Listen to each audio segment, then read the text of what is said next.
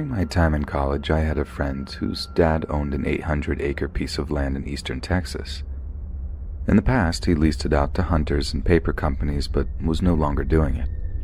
He had built a cabin on the land a few years before and would let us go out there from time to time to mess around. It served as a great way to relax from the pressures of school and getting closer to nature. The spring break of 1997, we loaded up our trucks and headed for the cabin. Our plans included shooting guns, drinking beer, and other things rednecks like us do in the woods. Our first morning kept us pretty busy cleaning the cabin and moving all our stuff inside. Around dinner, we made a big fire outside and cooked a bunch of steaks and fried potatoes.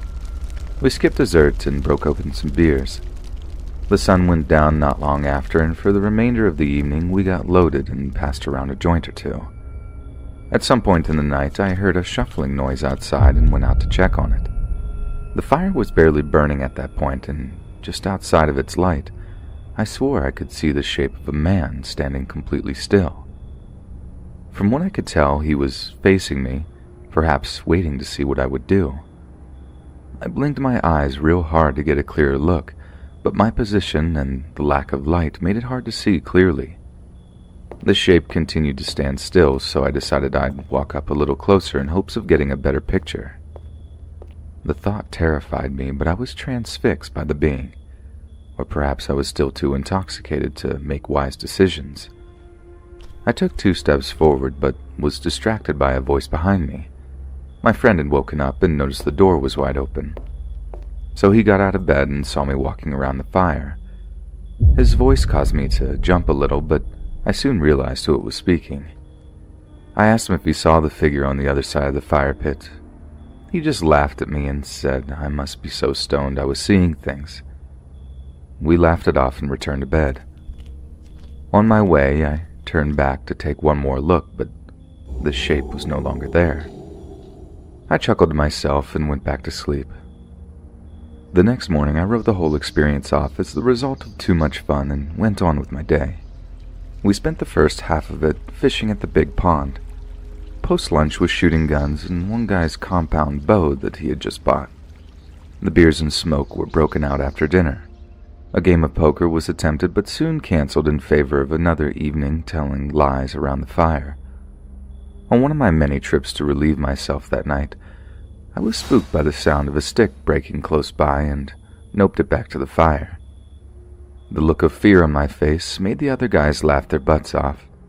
I tried to explain what had happened, but was quickly reminded that we weren't the only creatures in the woods. The reasoning seemed sound, so I accepted it. Not long after, we were standing around, involved in some deep discussion, and I turned to speak to the guy on my left. What I saw caused me to clench up so tight I could have snapped a steel rod with my sphincter. Standing within a few steps behind my friend was another man I did not recognize. It was like he appeared out of nowhere. What made it creepier was that he was staring intently at the back of his head, almost like he was trying to bore through it with his eyes. I remained frozen stiff. The longer I looked at him, I realized he was the same being I saw lingering outside the light of the fire the night before. He was average height with a long, unkempt beard. My friend continued rambling about whatever, unaware of his shadow. After several long seconds, the stranger turned to me with a blank expression and walked away. This was when my friend finally noticed my horrified look. When he spoke, the thrall of fear was released, and I began pointing and rambling about what I had just witnessed. He and my other friend laughed at me again. There was no way I was seeing things this time. I described the man, and one of them suggested he was a Bigfoot. Despite my protestations, no one was buying it, and I eventually cut my losses and shut up. However, I wasn't beat. Their mockery had made me even more determined to prove the stranger's existence. The next 2 days were quiet. No stranger, in other words, but I kept my eyes peeled for anything out of the ordinary. By our 5th morning, I was beginning to question my sanity. I'd seen this mysterious being stalking around us twice, and now it had suddenly disappeared. I resolved to put my quest on the back burner until some new evidence arose. My friend's dad had mentioned him, an owner of one of the surrounding properties, had spotted a small group of wild hogs running through his land, so we grabbed our rifles and went on the search for them. A mile or so down one of the property's many roads, we came across some hog wallows and knew we were on the scent. We went up the road, now on foot tracking them. Another mile on, we stumble upon 3 large hogs rooting up the ground and prepared to make bacon. 2 of us chambered around as quiet as possible on our rifles and took aim. I was less than a second from saying 3 and pulling the trigger when the loud crack of another rifle filled the air, followed closely by a burst of wood and bark above my friend's head. It took a moment for it to register that we were being shot at. A few seconds later, another crack and strike, this time even closer to my friend. We weren't going to wait for a third. The friend who appeared to be the target led us down a side trail that led back to the cabin. No more shots followed as we fled. However, instead of finding safety at the camp, the shots began again.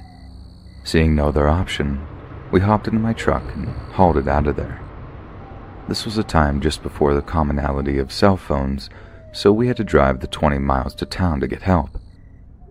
After we explained the situation, we returned to the property a few hours later with some deputies. We approached slowly and remained in the cars when we parked. We waited to see if the shots would start again, but nothing happened. A cursory look around counted 3 holes in the cabin and another 2 in my buddy's windshield. Perhaps the worst was that all of our camping stuff, sleeping bags and such, were spread out all over the ground. Luckily, we'd smoked everything the night before, so the police were none the wiser. Nothing was missing but a box of .30-30 ammo and, strangely, my sleeping bag and wool blanket. A theory began to form in the deputy's mind that we had stumbled upon a squatter or poacher camping out on the property for whatever reason. They acted as if they were going to let it go, but once my friend's dad, who owned the land, heard about it, he put pressure on them to start a search. This was about the time I repeated my story of seeing someone lurking around the cabin. No one was laughing now, and my story was finally being taken seriously by somebody. The search was led around the property by my friend's dad. School had already begun again by the time it took place. It continued for a full week, but nothing other than a few old camps were found. It was assumed that he knew the heat would be on him after the shooting incident, and he moved on. During the course of the investigation, several avenues were followed to ID the stranger like escaped cons, but he remains unidentified to this day. Because of the chance of another attack, our trips to the property ended. The next year we tried to camp out somewhere else, but it wasn't the same and our nature getaways died out. Within 5 years, my friend's dad had a heart attack and lost interest in the cabin. The paper company's lease were renewed and the land's trees had been used to make paper and pulpwood products ever since. Each time I jot down a quick note, I'm reminded of our awesome trips and especially the odd and terrifying week that caused them to stop. I do, once or twice a year, talk to my old college friends on the phone. As far as he's heard, that crazy stranger still hasn't been caught. We sometimes theorize as to his origins and where he may have ended up. I, however, often take this much further when I'm alone. I wonder why our so-called strangers seem to focus so much of his anger onto my friend, and perhaps, far more concerning, is he still out there waiting for his chance to finish what he began all those years ago?